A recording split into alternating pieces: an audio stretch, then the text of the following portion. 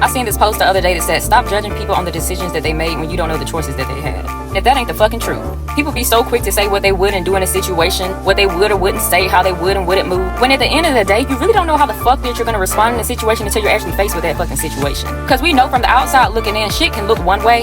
There are so many intricate details that come into play that you know nothing about. Yeah, you can say, well, I didn't know that. Exactly, because it's none of your fucking business. You're not supposed to know. That's why it's always best to just worry about thyself. I wouldn't dare be making high car payments. I would just pay for my car cash. Well, good for you, sweetie, and congratulations, but maybe that other person didn't have a choice. They didn't have the cash. All they had was enough for a down payment. So what were they supposed to do if they have mouths to feed and a job to go to? Just sit around and hope that magically the money just falls out of the sky and they can buy a car cash? No, they did what the fuck they had to do.